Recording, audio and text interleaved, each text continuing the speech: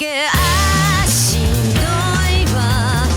would like to start a genre name called Kitchen Sink, a little tag for musicians that seem to want to occupy a space in as many musical styles as compositionally possible, to the point where it becomes a bit too overwhelming. If Kitchen Sink is a genre, then Sheena Ringo is the queen of the kitchen sink, and to be fair, her music does occasionally taste a little bit like dishwashing liquid. A Japanese performer with so much theatrical flair in her music, and some of the most absurd genre fusions in her classic albums, making this the most volatile cup of tea I've ever listened to, and Shoso Strip blaring into my ears with the sound of sickening electric guitars. She's very good, even if too obtuse at times. It tends to be a case where her better works make use of what we already know will stick, as opposed to just throwing things and hoping they'll stick. At the same time, how do we know what will stick if we don't just throw things and hope they'll stick? A paradox. Or there's just a thing called the cutting room floor. It's very handy. As a veteran of absurdist art pop at this point, Sheena Ringo's new album may be fronted by this image of her as a centaur, but her style itself undergoes no such transformation. I wanted to say that this is by the numbers, but by the numbers for her is a Guillermo del Toro film for anybody else, so it's not like it's unfresh. Unless you're a hardcore fan, then you'd probably know that a notable chunk of this track listing was already familiar material for a while, but I don't pay as much attention to musical centaur goddesses as much as I should, so that wasn't really a problem. What is a problem is that this album, despite starring the electric guitar on the cover, actually fucks out when you start to hear it. It's distracting, it's sloppy, it ruins almost everything on here that could have at least had some sense of organization to all the chaos. I like how the inherently classy tone of the jazzy piano runs on Tokyo act as a centerpiece for the track, and nothing sounds like it's competing with it, not even Sheena's voice. Then switch to track 9, which hilariously sounds like it's dry humping the immobilized body of 90s alternative rock a la Creep by Radiohead, or even the heavy metal inspired track 5, and the album fucks out like me after 2 edibles and 1/3 of a melting birthday cake. What I just said sounds like a bit of a late complaint. The electric guitar has screeched and soared through nearly everything she's done, even the stuff I've really enjoyed, but especially here am I realizing, damn, it's a little bit annoying. I don't think anything on here is out of the norm for her, but it certainly treads similar ground and emphasizes whatever aspects I didn't enjoy from her before, which is that her songs can be an absolute hodgepodge.